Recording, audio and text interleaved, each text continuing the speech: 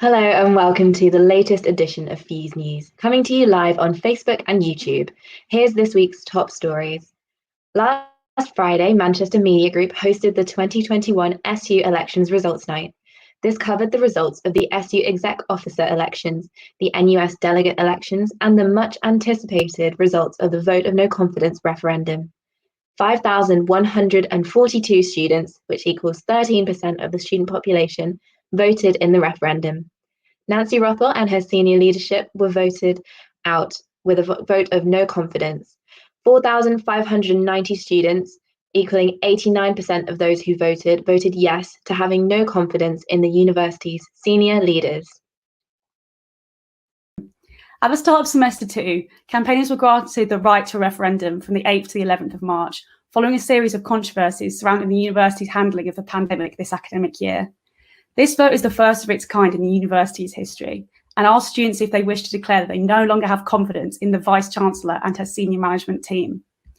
Named university leaders are Deputy Vice-Chancellor Luke Giorgio, Registrar, Secretary and CEO Patrick Hackett, Pro-Vice-Chancellor for Teaching, Learning and Students April McMahon, and Director for Student Experience Simon Merry-West.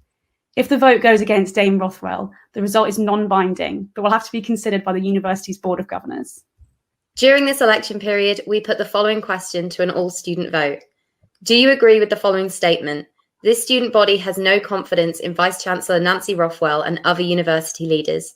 Students were able to answer yes to agree, no to disagree, or to abstain from the referendum. Referenda require a quorum of 400 voters.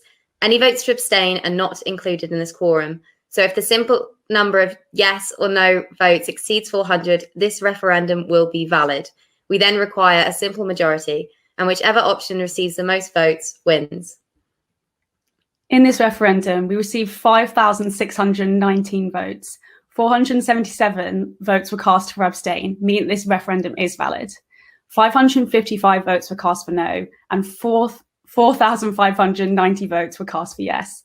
This means that with an 89% majority, we have confirmed that this student body has no confidence in Vice-Chancellor Nancy Rothwell and other university leaders.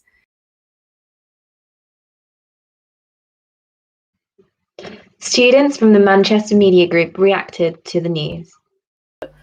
It's been a long time coming, and I think that what remains to be seen is whether Nancy Rothwell respects the huge vote, over 80% of students who voted her out. I hope that she respects the students' views, and I hope that she resigns and is replaced by someone who actually cares about students and won't make the mistakes that she's made as she has done since September. Yeah, I completely agree with Lucy. I think the vote speaks for itself. Students are feeling disappointed, they feel let down, and I hope that the changes are made to give students a better leadership team which we can rely on. I think, especially among the kind of undergrad and first year population of Fallowfield, there's been very much an us versus them mentality that's developed. And I think that she's been obviously the target of a lot of it, but I think after this referendum, if she refuses to go, then that's only going to possibly worsen. I personally think that Nancy Rothwell was a very talented individual. She's been very unlucky with the pandemic. Like, it's not her mistake that the pandemic has come in, but her management and how she has responded to the pandemic, that hasn't been the best.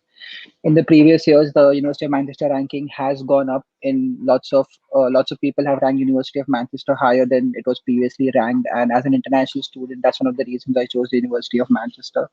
But again, her response to the pandemic has not been the best. And as you can see by the vote, that most of the people in the University of Manchester think that she should be replaced. As that clip highlighted, this result was non-binding and to be considered by the Board of Governors. Following the results of the elections, the University of Manchester's Board of Governors issued a statement saying that it had full confidence in the senior leadership team and in particular in Nancy Rothwell.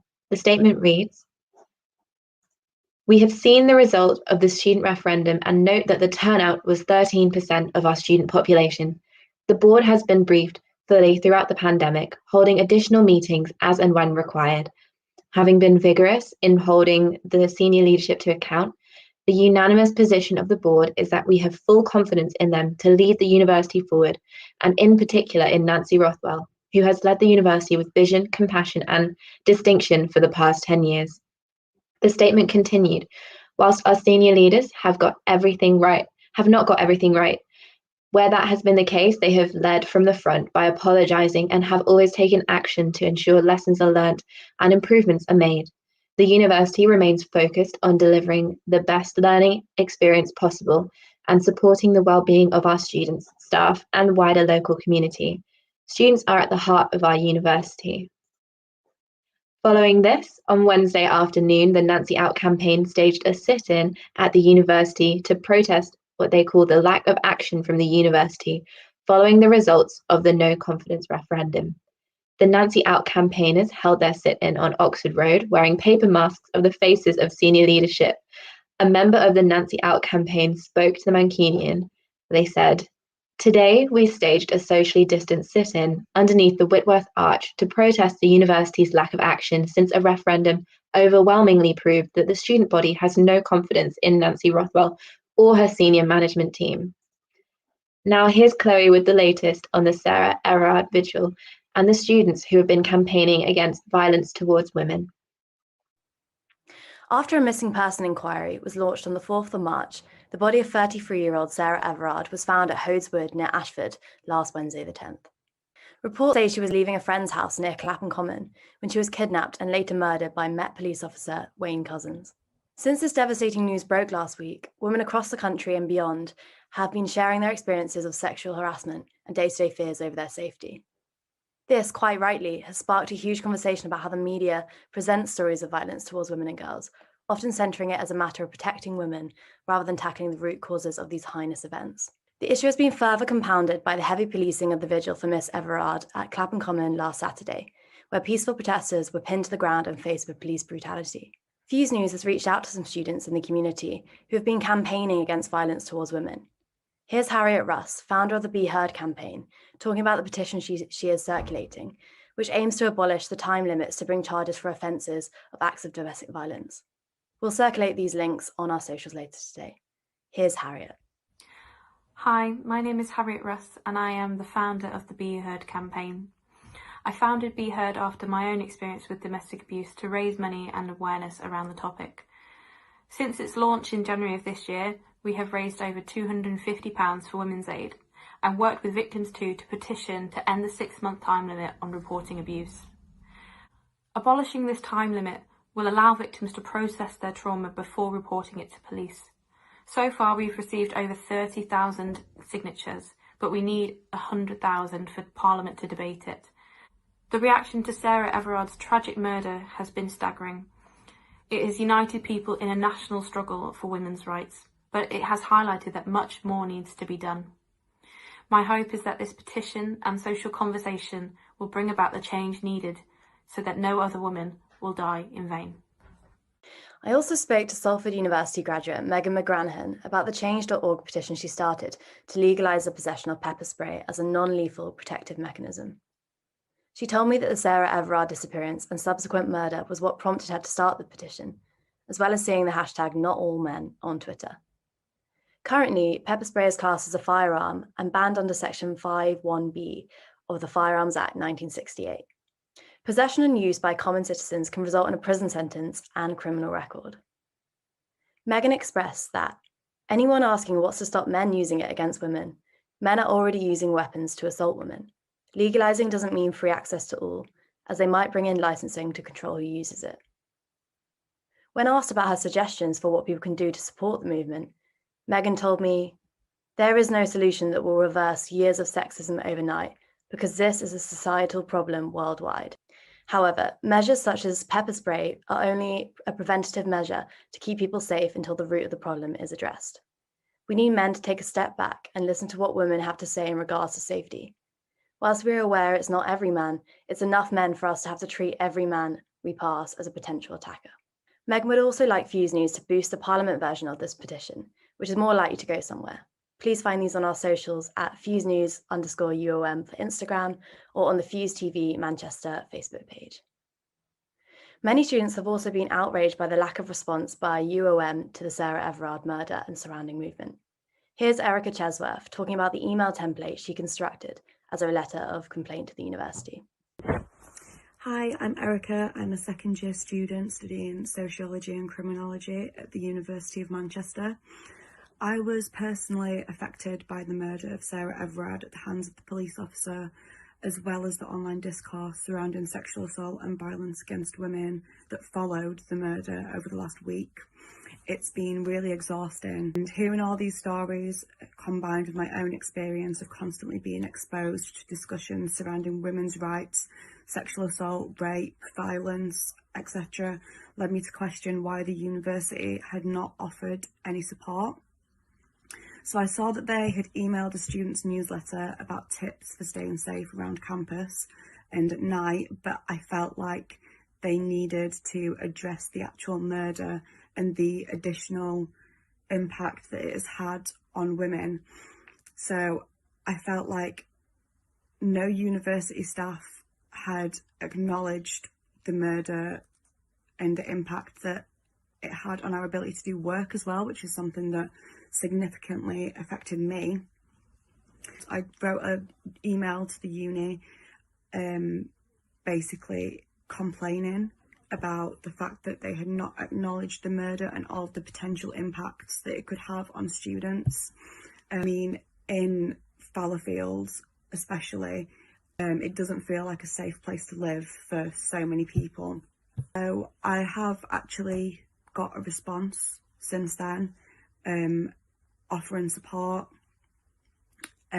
which obviously is great that support is being offered to me, but my main issue was that no senior members of staff acknowledged it, and that I shouldn't be having to ask for support on such a high profile case that has impacted students. I feel like that support should be given to us without us having to seek it. Thanks for that, Chloe, and those brilliant people who spoke to you. Now, in other news, a controversial new bill that would increase police power has been passed in the UK, despite objections that it will jeopardise freedom of speech. The Police, Crime, Sentencing and Courts Bill, which was voted through Parliament yesterday, introduces several changes to the rules affecting public protests, including the allocation of stronger authority to law enforcement. The legislation was spearheaded by Home Secretary Priti Patel, who has repeatedly argued that it will help protect vulnerable people in society. The bill has been widely criticised in light of the recent vigil for Sarah Everard, which saw tens of Metropolitan Police officers storm a peaceful demonstration at Clapham Common in London last Saturday. Police will now have far more control over protest conditions, including their start and finish time, as well as their noise levels. They will be able to prosecute activists if they cause serious annoyance, a vague and subjective offence that is yet to be properly defined. Police would even be allowed to apply these strident measures to an individual demonstration, such as a single person holding a placard. If they fail to follow police orders, they could be fined up to £2,500. The defacement of statues will also now carry a lofty penalty, with those accused facing up to 10 years behind bars. The bill has been criticised under the grounds that it says a lot of things about statues and almost nothing about protecting women and girls, and particularly dealing with violence against women and girls. Now here's Sharad with the latest update on coronavirus. 27 million doses of COVID-19 vaccines have been given in the UK, making the rate of vaccine distribution in the UK one of the highest in the world. Since Wednesday, all people aged 50 and over can now receive a COVID-19 vaccine. The over 50 age group is the final part of Phase 1 under the government's vaccination program, which is expected to end in April. Phase 2 will see those between the ages of 18 and 49 get vaccinated by July 31st. Despite this, recent news has shown that 24 countries and territories have temporarily suspended vaccinations using the Oxford-AstraZeneca vaccine after at least 40 people developed blood clots. The EU's medicines regulator has said that there is no indication that the vaccine leads to an increased risk of blood clots. 17 million people in Europe have currently received the Oxford-AstraZeneca vaccine. Following this, there have been growing calls of gender bias as female contraceptives on the market have a higher chance of resulting in blood clots, with 1 in 600 people taking the combination hormonal birth control expecting to suffer blood clots, as opposed to the 1 in 459,000 of those taking the Oxford AstraZeneca vaccine. This concern has not been expressed by medical agencies across Europe. If you have any opinions on the blood clot debate, do let us know in the comments section below. The EU and the UK are locked in a diplomatic spat over COVID-19 vaccines. The EU has accused the UK of withholding vaccine shipments, an allegation the UK government strongly denies. This comes after a slow vaccine rollout in some EU member states. European Commission President Ursula von der Leyen has threatened retaliatory measures, including delayed vaccine shipments to the UK.